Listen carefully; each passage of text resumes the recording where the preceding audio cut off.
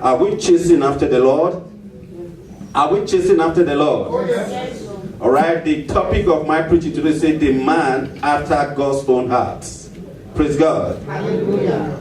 And I'm going to use David as a case study to to my topic, because Pastor already used him already as the man one of the men in the Bible who run after the things of the Lord. Praise the Lord. Hallelujah. And we all knew David, and we read concerning David that even before he was called into ministry, into kingship, or into palace, God already knew his heart. Praise the Lord.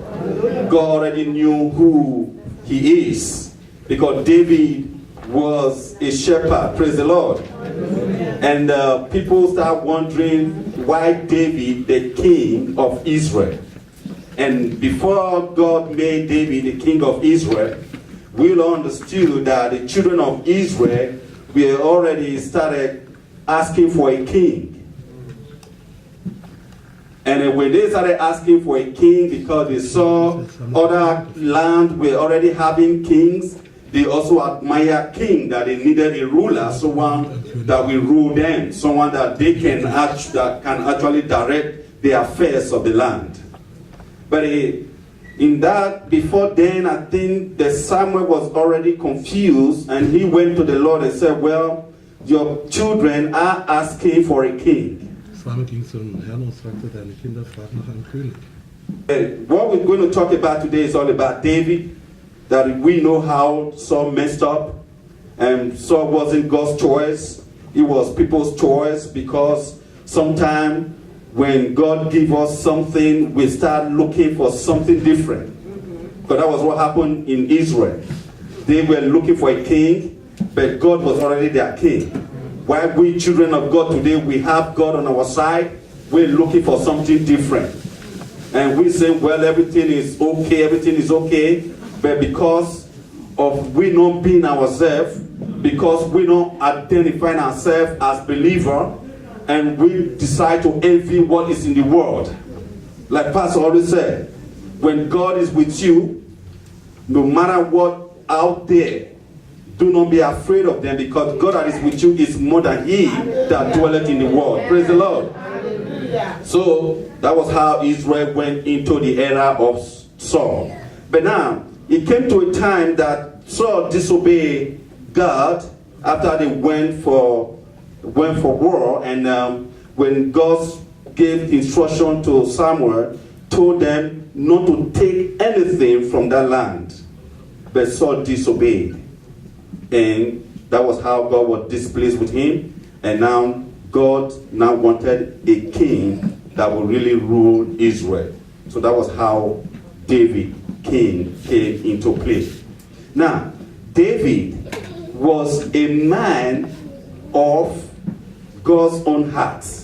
He has some credentials that make God to actually, make God choose him as a king. But we might think that David, wasn't really looking like one, but God saw his heart. Amen. That he was one. Amen. Just like some people will look at you and say, well, with the way things are going, with the way you are doing things, you're probably not going to make it to the next level. But I'm telling you, if David, in spite of his, look, he made it to kingship level, and you will make it to that level in Jesus' name. So now we're talking about David's characteristics. Why God actually made him, the man after God's own heart. That means God wants us to be after his own heart. Now God also wants to recognize you as a son after his own heart. And he also wants to recognize you as a daughter after his own heart. So in that case, we want to see what was his quality that he possessed that made God to declare David as a man after his own heart. So number one, David knew his God. Praise the Lord. Hallelujah. David knew his God. I will use the word because we're talking about the past. David knew his God. Praise the Lord. If you can turn with me to the book of Psalm chapter 8, verse 3 to 4.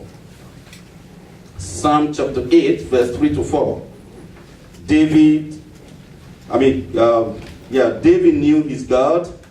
Number one, meaning David existed and he knew who created him, and he knew that God is not an ordinary God. Amen. Amen. And he recognized that.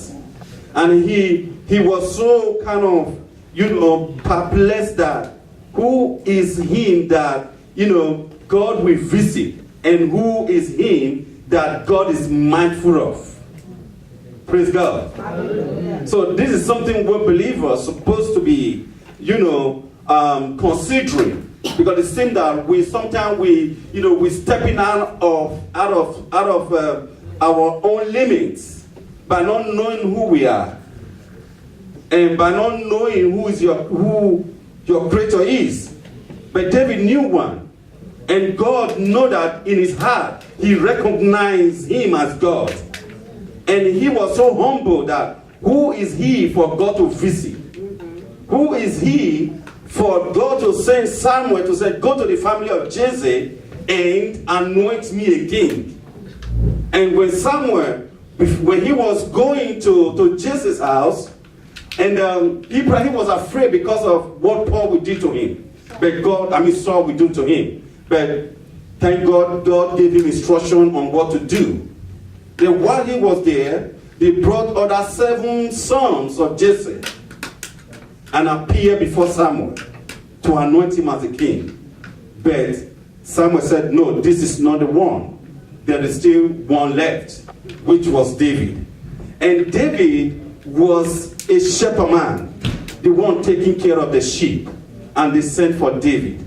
And the moment he came, they stood up and he anointed David. Praise the Lord. Hallelujah. So what I'm trying to let you understand that while David was still taking care of sheep, he was, like Pastor said during his preaching, before he was made as a king, he was already doing God's ministry by taking care of the sheep. Praise God. Hallelujah. He was already taking care of the sheep, meaning he was already doing God's ministry. He was already shepherding. But sometimes we believers, we just want to start from the top. We don't want to start somewhere else. But if you take a look at David's pattern of life, he was a child. He knew, how come he was the only one who chose to take care of his father's sheep, while the rest one were there? When it comes in terms of anointing as a king, they were the first one to come out as a king. Meanwhile, the one that has been doing the job, that didn't even struggle for the kingship, God located him. Praise the Lord. It doesn't really matter if you are in the midst of billions of people. It doesn't really matter if you are in a situation whereby you have no control of. I'm telling you, as far as you have the heart of God, you might not necessarily be 100%, righteous. That is not what I'm talking about. If you see the life of David, David wasn't really a righteous man, but the righteousness of Jesus qualifies us to be righteous. But we believers sometimes say, yeah, Jesus made me righteous, that is all. No, that is not all. That is a continual process. If Jesus Christ made you righteous, he died on the cross of Calvary, and he said, behold, all sin is over, right? That means life is not into existence. But you not say, well, that is life. Jesus died for me. It is not enough Jesus dying for you. It is a continual process. You have to keep working towards what God or what Jesus already done. But if you fail your part, God will not do your part. Praise the Lord. Hallelujah. David did his part. David did his part by recognizing his creator, and by obeying, and by humbling himself before the creator. Who am I for God to visit me? And who am I for God to be mindful of? That is how God sees you. God is so mindful of you. Sister was giving testimony. She wasn't really that strong, but she understands the God she serves. But that is how you have to look at your situation, that in spite of what you're going through, just do understand that God is mindful of your business. You might think life is not treating me well. Forget about life, but Jesus is treating you well. You might think life is forsaking me. No, that is your confession probably, but God is not forsaking you. God recognizes you. God identifies you. God ever lived for you. God ever loved you. God ever protects you. And He still keep on protecting you. Praise the Lord. So I want you to understand that we have to love God, know our God, for us to become the apple of God's eyes.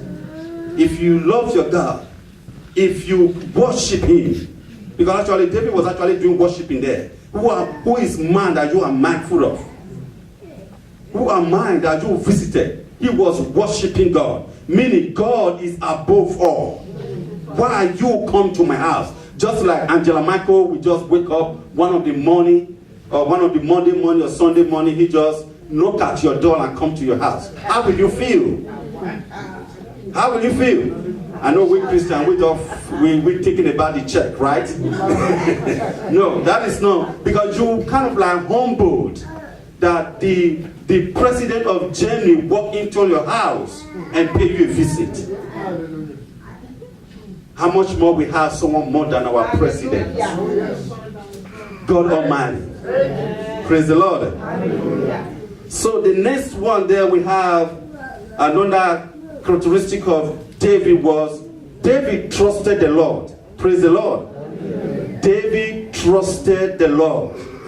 David, in spite of being a small boy, being a child, being the last born, but he loved the sheep. And Jesus Christ also said that, I think in the book of 1 Corinthians, that means talking about if you have to lay your life down as a shepherd. Praise the Lord. And that was what he did also. He laid down his life as shepherd for the sheep. So that means David trusted the Lord, and he said, trust in the Lord and do good, dwell in the land. Meaning you have to dwell in the land. The land in Germany belongs to you. Praise the Lord. You have to dwell in this land richly. That means do good in this land and feed on His faithfulness. That means feeding on the word of God. Meaning, no matter what is going on in this land, somebody tell you something and say, well, it's becoming so difficult. Who are you going to believe? Are you believing the report of the world, or you are believing the report of God? The report of God. That means feed on His faithfulness. Feed on His word. What does the word of God say concerning that issue? Are you going to take decision based on what people already told you? But I will take decision by taking the situation to. Then delight yourself also in the Lord. Try to be hungry for God. Delight yourself in the Lord. Try to always be available for things of the Lord.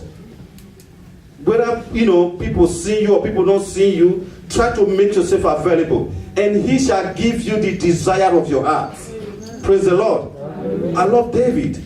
This is what he was writing was all about himself. This is something who he was. No wonder God chose him as a king. Before he was chosen as a king, he was already real. That was what God saw.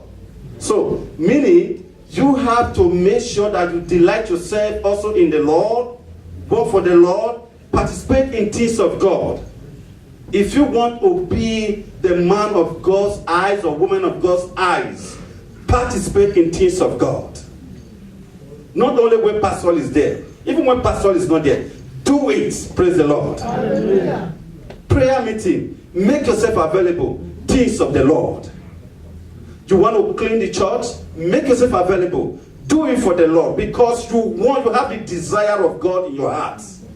Because those are the things we are neglecting. We're thinking that, I don't really need to be there to be blessed. Look, God look at something little, not something big. He that is faithful of little will be faithful of something big. So God look at that inner heart. And again, God also look at the motive. Why are you doing it? Are you doing it because you want pastor to see you doing it? Or you want brother Yomi to see you doing it? Or you want the choir or the choir master to see you doing it? So they will give you a contract. So thank you very much for doing it. David wasn't doing that. He anyway has no business with his father's house. He was always in the bush. So no one could even commend him for saying, thank you for taking care of the sheep, master. He was just doing it, was happy. And while he was even doing it, he was even playing his string then, playing music. To see that the journey of his heart. Worshipping while he was doing his job. Praise the Lord. Amen. So this is something David was telling us. And while you're doing all those service, while you're doing all those worship, he said, God will give you the desire of your heart. Amen. The desire. What is your desire? You know your desires. Maybe your desire that you need is not something that you have to get by praying 24 hours. Maybe God wants you to involve yourself in service. Maybe God wants you to do some, take care of somebody. Maybe God wants you to help someone out. Sometimes when I'm in need, God is stretching my hands to someone else. You give out this thing to somebody, but I'm in need. He said, no, I don't care whether you're in need. Give out. And before you know it, God is already answering your prayer somewhere else. So God is working in mysterious way. But a word believer only believe that everything is all about prayer. But we pray, but we're not listening to God. David also loved God's law, meaning he loved the word of God. He loved the principle of God. He loved his laws. He tried to follow God's law. Praise the Lord. But you say, well, he followed God's law, but he broke them. Right? Yeah, everyone broke law. Everyone break law. Even in this country, people break law. People cheat on government on taxes, and they go to jail. And he womanized, and then he impregnated somebody. Yes, he felt remorse about it. He felt bad about what he did. But that is something people actually knew about David. When you ask people, who is David? Oh, David was the one who took Uriah's wife, and he sent me to war. He killed them. He's a murderer. He's a fornicator. He's an adulterer. Yeah, you might know that, but God wasn't seeing those ones you see. But God saw something different from him. That is why God is telling us that when you're chasing after God, you have to. People want to identify with only Christian. Look, do not identify with only Christian. Why? The reason why God sent you to the world is to bring the people in the world close to the Lord. So if you want to be just, running after people who are already holy, then let's go to heaven. Let's go to heaven. But that is not what God was doing. God brought, if he died for you while we were yet sinners, that we might have life and have it more abundantly, then why are you neglecting the people that need you most? Question. Why are you neglecting the people that need you most? Oh, he go to club, I don't want to identify with him. Let's go to club with the Bible. Let's go there. If you want to dance and preach the word of God. If you want to relate yourself to people, you don't shut them off. You have to relate with people and understand how to mingle with people. Study them, number one. Don't just jump into them. Study them. Who are they? How do you relate with them? What do they really like? Do they like chocolates? Or when they do birthday, you want to visit them? Or how do you be able to reach out to them? Or when they're in problems, how do you relate to their problems? But we just read the Bible, we pray and we sing and we sing and we pray, we sing and we pray, hallelujah. But in spite of that, how many souls have you been able to bring to church by doing that? Question. We're chasing after God. We're not going to be chasing after BOCC. We have to chasing after people out there. Praise the Lord. How many people do you talk to when they come to your office? You just look them and say, well, oh, I just want to bless you today. How is today? How are you doing today? How is God taking care of you today? Well, who is God? Oh, well, this is the person I'm talking about. You might say friendly. In a way, you pass some message. Praise the Lord. So, God wants us to, relate with people. God wants us to love people, not only by loving His law, but we love His word, His law, and know how to apply His law by working with people. Because if you're chasing after God, you're not going to be, Pastor already explained how those people work, people who run after God. Meaning they were running after God by doing God's ministry. But they were not chasing after God by disturbing God in heaven.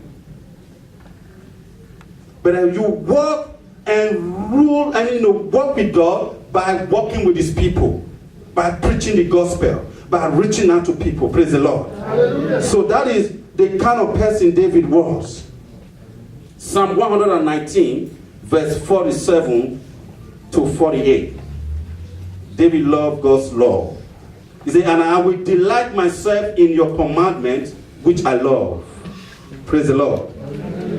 He said he loved God's commandments. Although he broke them, but he loved them. Praise the Lord. Sorry, he broke some of them, but he loved them. Verse 48. My hands also I will lift up to your commandment, which I love, meaning I will praise you. Praise the Lord. And I will meditate on your statutes. Praise the Lord. Meaning meditate on the word of God. That, like I said earlier, we should know how to study the word of God. Meditate on them. What is the word of God telling us concerning this issue? Praise the Lord. That means you have to, if you love the Lord, you want God to. If you don't serve, no one will serve you. If you don't serve a ministry, no one will serve your ministry. So God wants us to be humble. David served King Saul. Even when King Saul was already denounced as a king, David was also equally serving him. That is humility. Praise the Lord. Humility. But like a Christian, they don't want to hear that word humility. I'm already humble, but let people tell you you are humble. Let God say you are humble. Praise the Lord. 2 Samuel chapter 7 verse 18. He said, the King David went in and sat before the Lord. And he said, who am I, O Lord God? And what is my house that you have brought me this far? Who am I? Why did you so cherish me? Why did you so love me? Who am I? It's part of my sin. It's part of my wrongdoing. Who am I? But most ministers today will say, well, they are righteous, that is why they got it. They are even taking the position of God. Yeah, because I'm qualified, that is why I got it. I've so worked for the Lord for all these years. The Lord has spoken to me and I have already declared the word. I know it was going to happen. You see, David wasn't the man of God like that. Hallelujah. That is why when you come into BOCC, BOCC is the only church where you come into the church to hardly recognize the pastor. Why? Because of his humility. He can be among the children. He can walk within the people and sit down. You see, that is what God wants us to possess. Some people call themselves minister. Some people don't even, you see some churches, they don't even sit in the congregation. What do? They sit here. They are the king. They sit like this.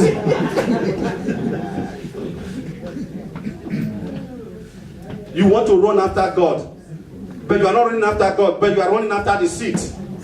How do you want to reach out to the people? Praise the Lord. Hallelujah.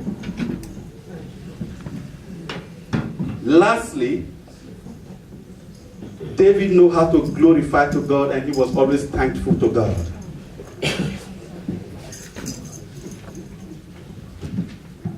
he was always thankful to God. When God do things in your life, do you praise him? Do you, even when he's doing wonderful things in your opponents, do you praise him? I don't like their man. When God worked for your opponent and said, oh, you didn't win, your opponent won. You say, oh, thank God for his life. Do we do that as believers? Some of us don't do that. We are angry. Why is it him? Why not me? I'm qualified. I'm the one that's supposed to get that position. Why is it that he's he or she that got that position? God just look at you and say, look at my son, my daughter. Is that how you want to profess my word? Sometimes God just bless him because God wants to see your reaction. But you just for mugu.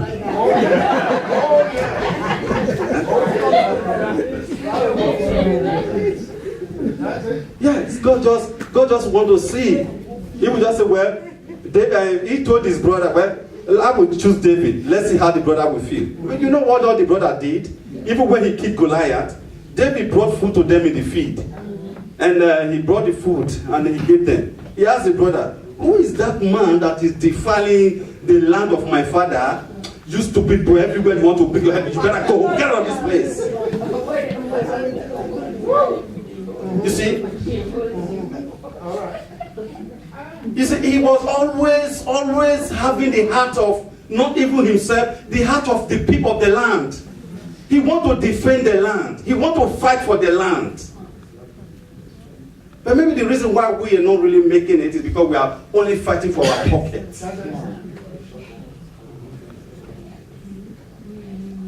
Because we are not fighting for the land. How many days we will take off and say, let's pray for this country, Germany? Or maybe we only want to fast for our salary. Or maybe we only want to tell God to make that person sick so that he will not come to work tomorrow. So that he can answer mine. I'm not going there. Praise the Lord. You see, he was glorifying the Lord for what is going on. Glorify the Lord in your neighbor's good news. And God will continue to bless you too. Glorify in the people that are surrounding you. Even your enemies. I know it's difficult to say, but my enemy, I know you're my enemy, but thank God for your life. Even if that is what you're saying, at least God knows that you are trying. You are coming out of the bus. At least you are not faking it. We've been fighting for this money since we knew money, since we were born. But the money is still telling you, I'm still a little bit far away from you. Maybe because we are not pursuing it rightly. Because I don't think David was pursuing money above God. But he was always taking God number one. Praise the Lord. So that is what we have. Then lastly, I'm going to come to conclusion of what we have discussed today. Meaning, for us to be a man or a woman of God, we all can be that person, and you can be the woman of God, and he can be a man after God's heart. That means acknowledging him as your creator. That is what we said today. That means we have to acknowledge God as our creator for us to be able to walk with the Lord and for us to be a God who is working after his work, or who is after his calling.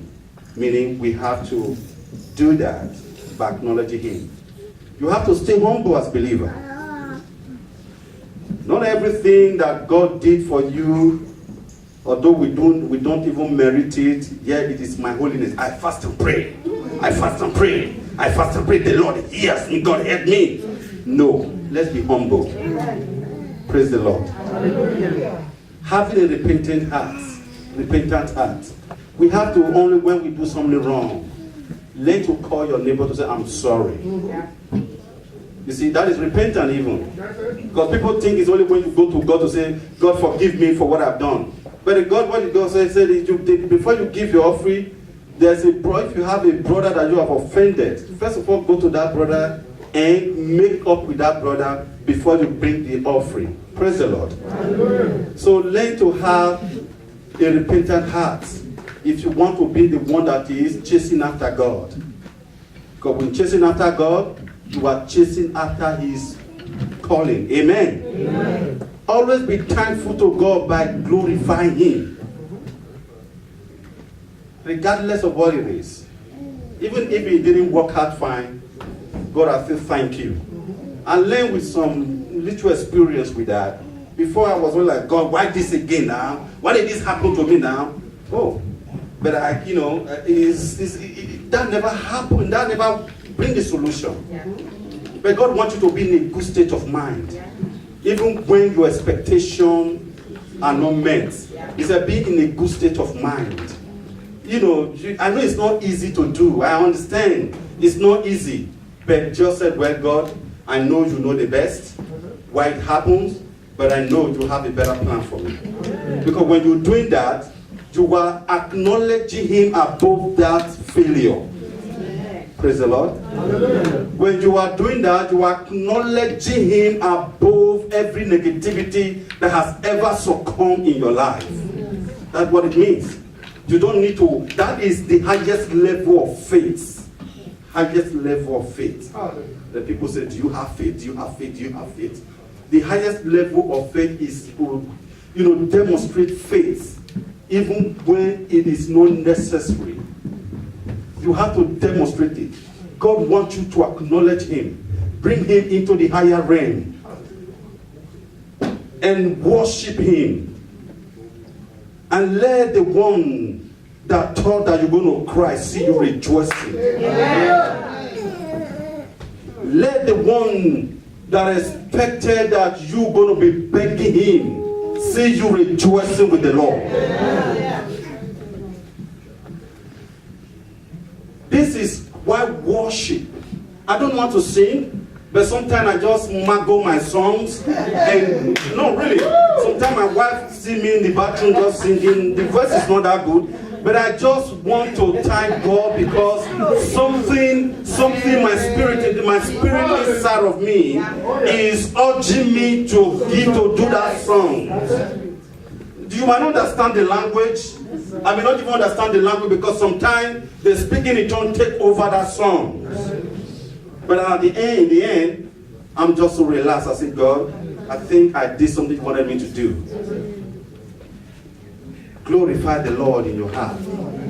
Anything that you're doing, it doesn't matter. Glorify for your brother. I know it's difficult. See your brother as yourself. As yourself. If it hurt him bad, put yourself in that position. If it hurt me bad, what will I do? How will I feel? God, that is how God feels. When people are hurting you, that's how God feels. When people are rejecting you, that is how God feels. When people failing you, that is how God feels. But do we feel that for our neighbor? Or do you say, oh, that is good for him? It's supposed to happen to him. No, that is not how God is feeling. God is not taking those prayers at all. If you come here and pray it and you fast from 35 days and say, God, I want you to make sure He punish him, God will just neglect that aspect of your prayer. God will even be looking for someone that will come to you and preach repentance to you. Because Christianity is not the way we think it is. It's a practical thing. It's an ongoing process. When God said David was going to be a king, did he stop there? David had to do his own work. Saul was still there even while he was anointed as a king. But he has to do his own work. He has to wait for God. Even David had the opportunity to kill Saul. Did he kill Saul? No. Come on, man. He did not kill Saul. But if we have that opportunity, oh, God has brought you to my end today. You will even first of all give testimony before you hire the person. Something that our parents couldn't do because they thought that if only when they pray. But we're beginning to see Christianity as something that you work for. You have to work for. But we still believe that Bible said it, so shall it be. You pray and you sit at home. It will not work. Bible said it, you pray, you don't go looking for a job, you will remain unemployed.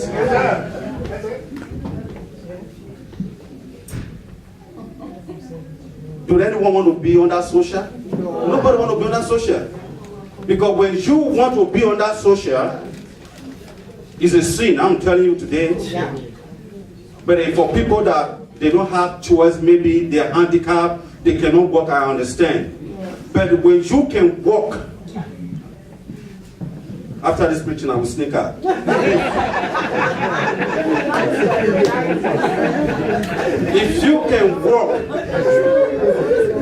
If you can walk and you have the credentials, you have the possibility to walk, but you just want to sit at home and be getting money from social, you are a sinner. Yes. You know why? Because you are not producing. Because when you are producing, you will be bringing your tithe to the church. Yeah. Because when you are producing, you will be taking part of the affairs of the church. And when you are producing, the country itself will be getting money, will be getting taxes. Yes. Do you know why I so love this country?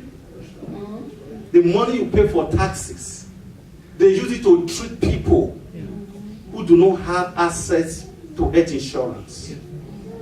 From that part of money, people supposed to be homeless, they house them. Then I do not think that you that can work and you go and sit home and you give them flipping excuses and you don't want to be a contributor. That's what it is.